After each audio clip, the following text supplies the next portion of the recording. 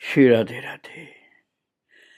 भक्तों, प्रभु का कोई भी अवतार हो तो उनके पार्षद तो प्रकट होते हैं भगवान की लीला में सहयोग करने के लिए। और आप सुन ही रहे हैं कितने पात्रों के विषय में। भगवान कृष्ण के अवतार काल में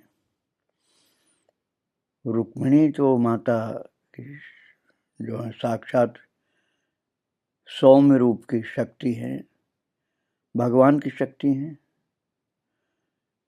किंतु सत्यभामा एक ऐसी पटरानी है जो रूठने के स्वभाव वाली है।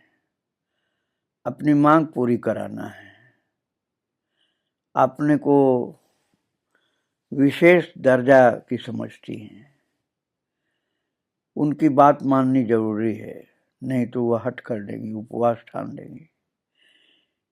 सत्यभामा की इसी स्वभाव का प्रकाश हुआ है गौरांग महाप्रभु के शिष्य, सेवक, प्रेमी, भक्त जगदानंद जी में। तो जगदानंद जी सत्यभामा के प्रकाश हैं, शिवानंद सेन द्वारा प्रतिपालित हैं। प्राण पूरी तरह से श्री गौरांग के चरणों में अर्पित कर दिए हैं। श्री गौरांग के बिना तिल भर जिंदा नहीं रह पाते। बुद्धि उतनी प्रखर नहीं है, किंतु हृदय अतिशय सरल है। प्रभु के निकट नीलाचल में रहते हैं। बीच बीच में प्रभु की आज्ञा से नवद्वीप जाते हैं, सची मां और विष्णु प्रिया को प्रभु का संवाद देने। वहां कुछ समय रह करके लौट आते हैं। इस बार देश आ करके मन ही मन एक संकल्प किया है। प्रभु का कृष्ण विरह क्रमशः प्रबल हो रहा है। दिन रात हा कृष्ण कहकर रोदन करते हैं, बिल्कुल राधा स्वरूप हो गए हैं। जगदानंद देखते हैं तो उनका हृदय विदीर्ण होता है। इसलिए सोच रहे हैं कि यदि कुछ शीतल सुगंधित तेल संग्रह कर सकें तो अपने हाथों से प्रभु के सिर में लगाएं। मस्तिष्क के शीतल होने से हृदय भी शीतल होगा। प्रभु इस तरह हा कृष्ण कह करके और रोएंगे नहीं। फिर ऐसी युक्ति बना करके उन्होंने एक कलसी अति उत्तम चंदन आदि के द्वारा तैल निर्माण कराया। जो तैल तैयार कराया उसमें बहुत शीतल चीजें थी, चंदन की प्रमुखता थी और भी बहुत जड़ी बूटियां थी। और एक आदमी के सिर पर रखवा करके उस कलसी को कांचन पाड़ा से सीधे नीलाचल जा पहुंचे। प्रभु के सामने जाने में थोड़ा डर रहे हैं, तो चुपके चुपके तैल कलसी गोविंद को देकर बोले, इसे रखो, प्रभु को सिर में लगाऊंगा। अब गोविंद समझ गए कि जगदानंद ने व्यर्थ श्रम किया है। प्रभु इस तेल को कभी काम में नहीं लेंगे। इतना सुगंधित, इतना कीमती तेल सन्यासी होने के कारण प्रभु अपने सेवा में नहीं लेंगे। किंतु जगदानंद के अनुरोध पर उन्होंने अति नम्र भाव से प्रभु से कहा। जगदानंद बड़ा कष्ट उठा करके एक कलसी चंदनाज तैल लाए हैं। वो बड़ा उपकारी तेल है महाप्रभु, वायु पित्त दोनों ही शांत करता है। उनकी इच्छा है कि आप इसे सिर में लगाएं। प्रभु ने हंसकर कहा, सन्यासी को तेल का अधिकार नहीं, विशेषतः सुगंधी तेल का तो एकदम ही अधिकार नहीं होता है। जगदानंद परिश्रम करके लाए हैं, उसे जगन्नाथ मंदिर में दे दो, दीपक जलने के काम में आएगा। इससे उनका परिश्रम सफल हो जाएगा। गोविंद ने पुनः अनुरोध किया, पर प्रभु ने नहीं सुना। कुछ दिनों बाद जगदानंद ने फिर गोविंद की शरण ली। बोले, तुम प्रभु से फिर कहो। गोविंद ने ऐसा ही किया। बोले, पंडित जगदानंद बड़े दुखी होंगे, वे बड़ा परिश्रम करके बहुत दूर से तैल लाए हैं। इस पर प्रभु ने झुंझलाहट दिखाते हुए कहा, अच्छा हुआ सुगंधी तेल आ गया, अब तेल लगाने को एक भृत्य रखो, एक सेवक रखो जो तेल लगावे, तब तुम लोगों की मनोकामना सुप्रसिद्ध होगी, सुसिद्ध होगी। और तुम लोगों में इतनी बुद्धि नहीं है कि मेरे सुगंधी तेल लगाने पर लोग मेरा और तुम सबका परिहास करेंगे कि सन्यासी होकर इतना उच्च कोटि का सुगंधित तेल लगाते हैं। गोविंद चुप हो गए। अगले दिन सुबह जगदानंद प्रभु के दर्शन करने आए। प्रभु बोले, पंडित तेल लाए? प्रभु बोले, पंडित तुम तेल तो लाए हो, किंतु मैं तो सन्यासी हूं, इसकी मालिश नहीं कर सकता।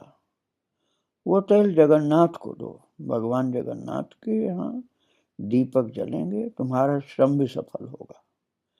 जगदानंद बोले, मैं तेल लाया हूं, ये बात मिथ्या तुमसे किसने कही? और ये प्रमाणित करने के लिए ये बात मिथ्या है, उन्होंने द्रुत गति से कमरे में से तेल कलश ला करके प्रभु के आगे बलपूर्वक पछाड़ करके तोड़ दिया। बिल्कुल सत्यभामा वाला स्वरूप था महाराज उनका। फिर और कुछ कहे बिना घर लौट गए। बहुत दिन तक इंतजार किया था ना, लेकिन महाप्रभु ने तेल को छुआ ही नहीं, तो इतना नाराज थे कि तेल की कलसी ही पटक के फोड़ दिया और चुपचाप घर चले गए। और घर जाके क्या किया, घर में एक कमरे में घुसकर दरवाजे की चिटकनी लगाकर लेट गए। बिल्कुल वही सत्यभामा की मान वाली लीला चालू हो गई। जीव मात्र ही अज्ञ है, इसलिए भगवान को सदा ही ऐसे नासमझ परिवार को लेकर चलना पड़ता है। बालक कहता है, माँ मुझे चांद पकड़ कर दो, और चांद न पाकर वो धूल में लोट पोट जाता है। बालक कहता, मैं घोड़े पर चढ़ूंगा। पिता संतान के मंगल के लिए वैसा नहीं करने देता कि घोड़े पर से गिर जाएगा, तो संतान महादुख से आर्तनाद करती है। इसी तरह यद्यपि जीव यह कुछ नहीं जानते कि किस बात से अच्छा होता, किस बात से बुरा, फिर भी वे दिन रात ये दो वो दो कह करके आर्तनाद करते रहते हैं और न मिलने पर भगवान पर क्रोध करते हैं। ऐसे बहुत से लोग होते हैं। इस तरह 2 दिन निकल गए महाराज। जगदानंद इतने गुस्सा में थे कि महाप्रभु ने मेरी बात नहीं मानी। जगदानंद जिस कमरे के अंदर थे, न कुछ खाना न पीना, अंदर से चिटकिनी लगा रखे हैं, 2 दिन नहीं खोला और मरने के लिए तैयार पड़े हुए हैं कि हम कुछ खाएंगे पिएंगे नहीं, न दरवाजा खोलेंगे, हम मर जाएंगे। मेरी बात क्यों नहीं माना वो प्रभु ने? प्रभु निरुपाय होकर तीसरे दिन सुबह जगदानंद के कुटीर पर पहुंचे और द्वार को पीटते पीटते बोले, पंडित उठो, शीघ्र उठो, मैं दर्शन करने जा रहा हूं, मध्याह्न में यहाँ आकर भोजन करूंगा। सुनते ही जगदानंद का सारा गुस्सा गायब, क्योंकि महाप्रभु ने बोल दिया ना मैं यहाँ आकर भोजन करूंगा। तो वे झटपट उठ करके भोजन की व्यवस्था करने लगे। अब भगवान है ना, भगवान को तो सब पता किसको कैसे मनाना है। तो उन्होंने, प्रभु ने सोचा इसको बोल दूंगा कि भोजन मुझे यहाँ करना तुम्हारे घर, तो गुस्सा गायब हो जाएगा, सेवा के लिए तैयार हो जाएगा। तो ये बोलकर महाप्रभु चले गए कि मैं दर्शन करने जा रहा हूँ, मध्याह्न में आकर भोजन करूंगा यहाँ। अरे सुनते ही जगदानंद का सारा गुस्सा गायब, क्योंकि प्रभु को भोजन कराना है। वे झटपट उठ करके भोजन की व्यवस्था करने लगे। जहां जो चीज मिली ले आए, विलक्षण आयोजन किया। उन्होंने केले का एक बड़ा पत्ता बिछाकर भात रखा उस पर, और उस भात पर बढ़िया वाला शुद्ध देशी घी, गौ माता के दूध का वो गोघृत उस भात पर खूब मात्रा में ज्यादा उड़ेला।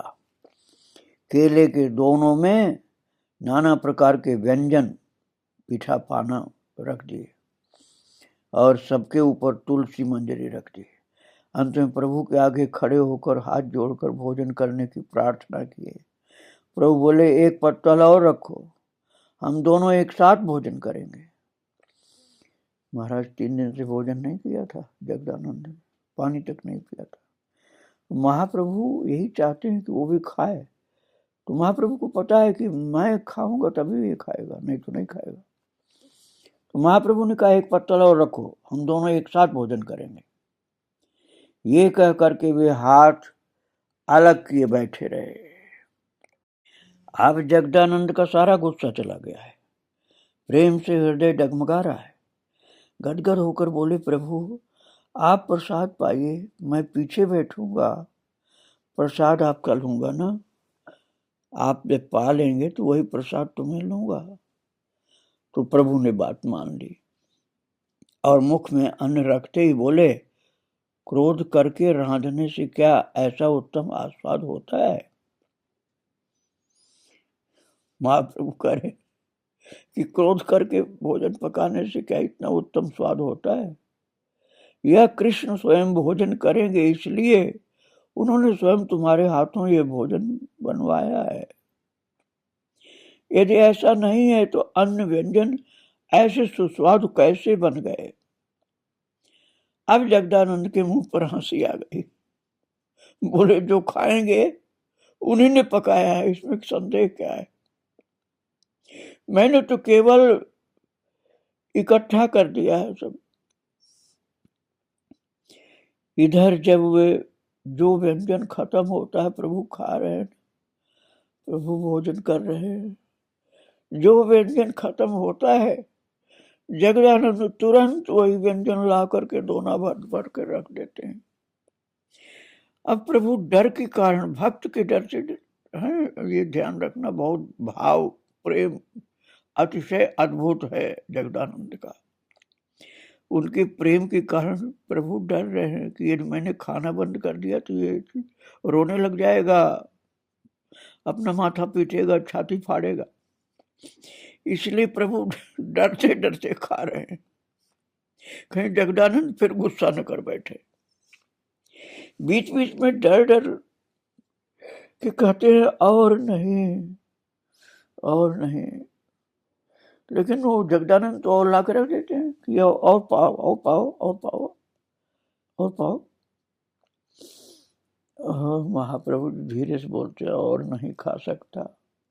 पर जगदानंद सुनते ही नहीं, तरकारी खत्म होते ही तरकारी, अन्न खत्म होते ही अन्न, भात खत्म होते ही भात ला के रखते जाते हैं। जो व्यंजन खत्म होता वही ला के रख देते हैं। अंत में प्रभु कातर होकर बोले, जितना खाता हूं उसका 10 गुना खिला दिया, और नहीं खा सकता, मुझे क्षमा करो। तब जगदानंद रुके कि प्रभु क्षमा मांग रहे हैं तो नहीं अब खिलाना। इसी को कहते हैं भगवान को जब्त करके बाध्य करना।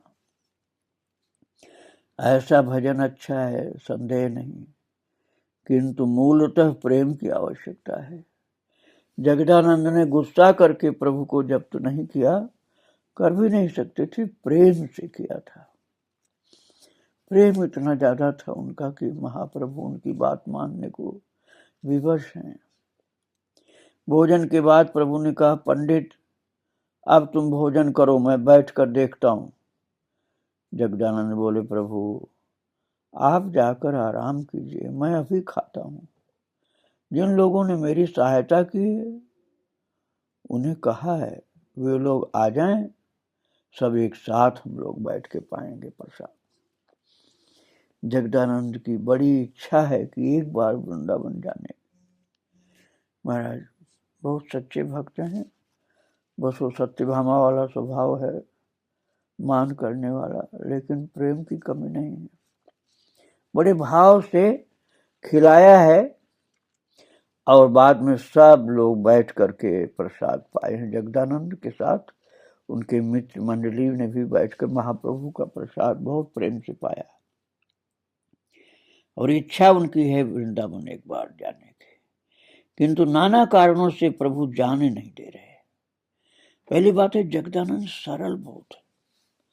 महाराज ज्यादा चतुराई चालाकी नहीं, बहुत सरलता है। भले मानुष है, रास्ते में ही मारे जाएंगे क्योंकि सीधे बहुत है। दूसरी बात, सभी जानते हैं कि ये प्रभु के पार्षद हैं। क्या कहते क्या कह जाएं, क्या करते क्या कर बैठे, अंत में स्वयं को, प्रभु को, उनके प्रचारित धर्म को हास्यास्पद बना दे, कुछ कहा नहीं जा सकता है। इसलिए जब भी वे वृंदावन जाने की अनुमति चाहे, तभी प्रभु कह दें, तुम मुझ पर क्रोध कर देशांतर जाओगे, मैं अनुमति कैसे दूं? भक्तों, वास्तविकता ये है कि जगदानंद की केवल यही चेष्टा है कि प्रभु को आराम से कैसे रखें, किंतु प्रभु उन सब अनुरोधों की रक्षा नहीं कर सकते। इसलिए बराबर ही प्रभु और जगदानंद के बीच कलह रहता है। महाराज जी, बहुत ज्यादा प्रेम का कलह है। जगदानंद का वृंदावन जाना नहीं होता। महाप्रभु सोचते हैं कहीं ना कहीं ये रास्ते में कष्ट पा जाएगा, तो जगदानंद ने स्वरूप का आश्रय लिया। स्वरूप ने प्रभु को जा पकड़ा, राजी करा लिया। तब प्रभु जगदानंद को बुला करके बोले, बहुत ही इच्छा है तो जाओ, किंतु वहां बहुत दिन मत रहना। काशी तक कोई भय नहीं। उसके उधर अकेले गौड़िया को देखकर डाकू लोग अत्याचार करते हैं, इसलिए उस देश के क्षत्रिय के साथ जाना। वृंदावन पहुंचकर सनातन के साथ रहना। उन्हें छोड़कर एक पग भी कहीं मत जाना। वहां जो सब साधु हैं उनसे नहीं मिलना जुलना। उन्हें दूर से प्रणाम करना और सनातन से कहना, मैं भी शीघ्र वृंदावन आ रहा हूं। किंतु प्रभु वृंदावन और नहीं गए। एक बार ही गए थे महाप्रभु वृंदावन, एक ही बार आए। इसलिए उन्होंने किस भाव से क्या कहा था, इसे या तो जगदानंद समझ नहीं सके, या क्या कहते कहते क्या कह बैठे। जैसे भी हो, प्रभु जिस रास्ते गए थे, जगदानंद उसी वन मार्ग से चलकर काशी पहुंचे और वहां तपन मिश्र, चंद्रशेखर आदि से मिले। वहां से सीधे वृंदावन आकर के पहुंचे। सनातन के पास गए। सनातन को तो जैसे आसमान का चांद मिल गया, इतने खुश, क्योंकि महाप्रभु के सेवक की प्राप्ति हुई थी, इसलिए बहुत खुश, जैसे स्वयं प्रभु को ही प्राप्त कर लिया, इतनी खुशी सनातन को हो रही थी। और सनातन दिन रात उनसे प्रभु की बातें सुने और स्वयं भिक्षा कर जगदानंद को भोजन कराए। एक दिन जगदानंद ने यह सोचकर कि वे सनातन को खिलाएंगे, 2 जनों की रसोई की। सनातन यमुना स्नान करके भोजन के लिए आए। उनके माथे पर एक रंगीन बहिर्वास बंधा देखकर जगदानंद ने सोचा कि निश्चय ही प्रभु का दिया है। तो वे गदगद होकर उस बहुमूल्य सामग्री को एकटक देखते रहे। फिर बोले, प्रभु ने तुम्हें ये कब दिया? सनातन ने गंभीर होकर कहा, ये प्रभु दत्त धन नहीं है, ये मुझे मुकुंद सरस्वती ने दिया है। ये सुनते ही जगदानंद ने जो हांडी चूल्हे पर चढ़ी थी, उसे चूल्हे से उठाकर सनातन के सिर पर मारना चाहा। ये देखकर सनातन ने मृदु हास्य कर कहा, पंडित, जैसा अपराध है वैसा ही दंड है, संदेह नहीं। बात ये थी भक्तों कि जगदानंद जी बहुत एकनिष्ठ थे। वो यही सोचे थे जो प्रभु का प्रसाद हो को केवल वही रखना है। इतना उनको गुस्सा आया कि प्रभु के प्रसाद के अलावा दूसरा कपड़ा कैसे बांध लिया, तो वो हांडी उठा के उनके सिर पर पटकना चाहा। किंतु इस बार तो अब बोले सनातन जी थोड़ा हंसकर कि पंडित, जैसा अपराध मेरा वैसा ही दंड आप दे रहे हैं, संदेह नहीं, किंतु इस बार मुझे क्षमा करो, ऐसा फिर कभी नहीं करूंगा।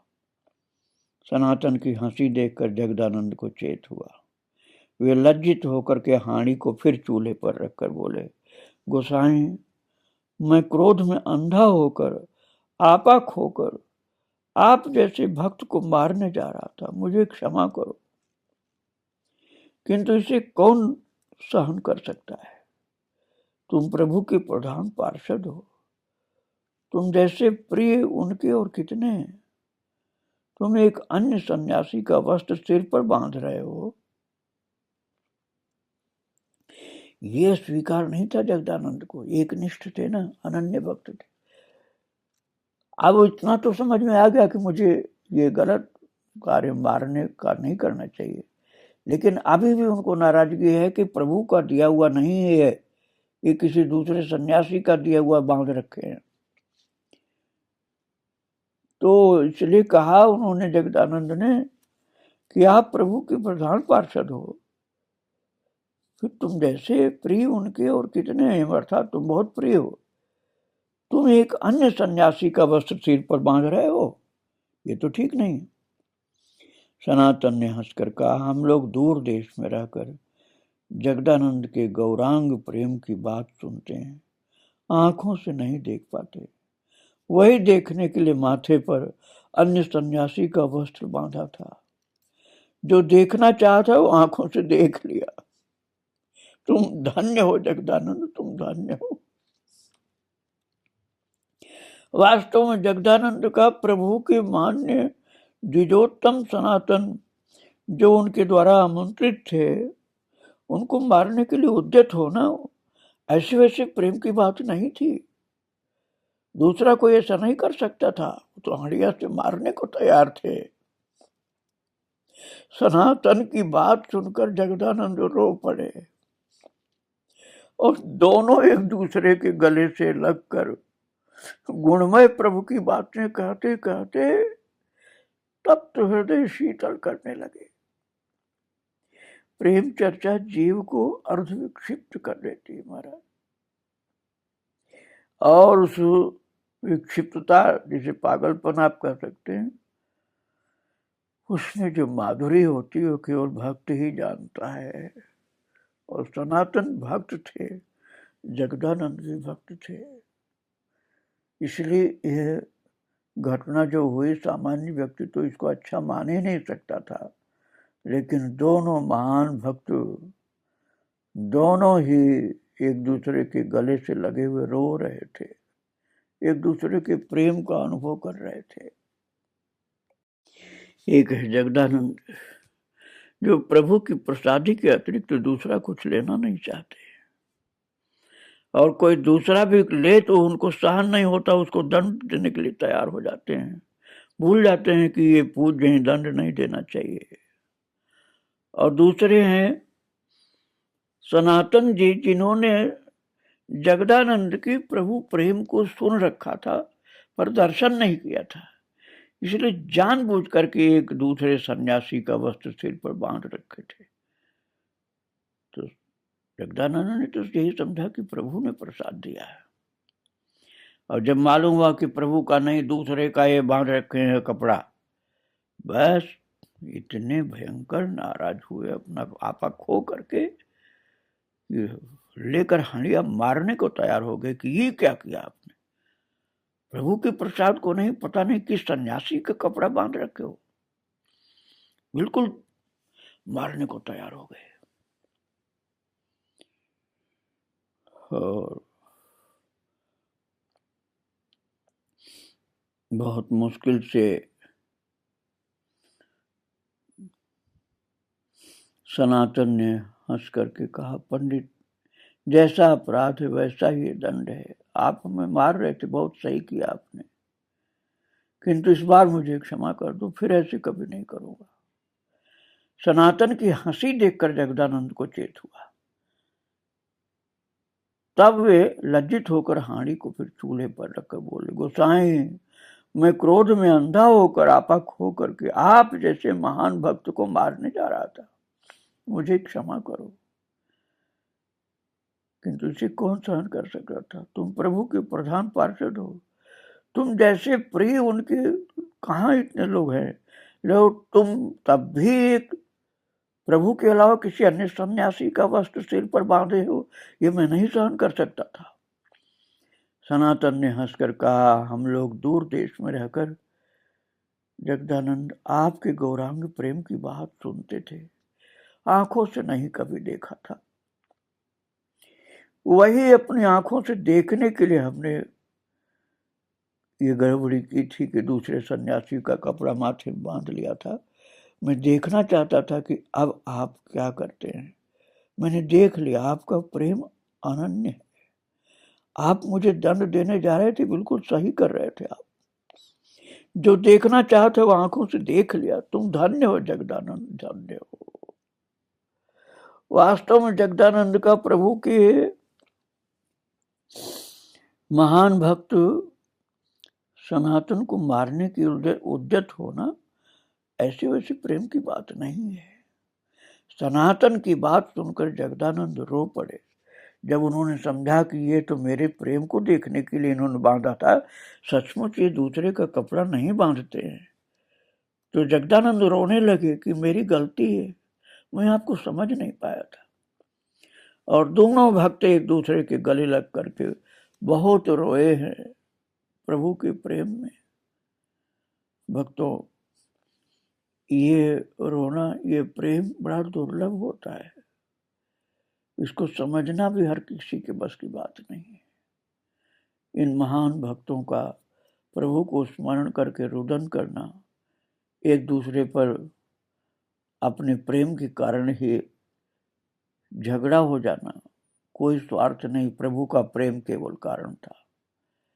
इसको याद करिए। और गौरांग महाप्रभु के दो भक्त प्रेम से एक दूसरे से गले लगे हैं और अपनी गलती के लिए क्षमा मांग रहे हैं प्रभु को याद करते हुए। ये दृश्य रखिए अपने हृदय में। आगे की चर्चा फिर करेंगे। प्रभु को और उनके सब भक्तों को बारंबार प्रणाम। जय जय श्री राधे श्याम, जय जय श्री सीताराम। गौरांग महाप्रभु की जय। श्री राधे राधे।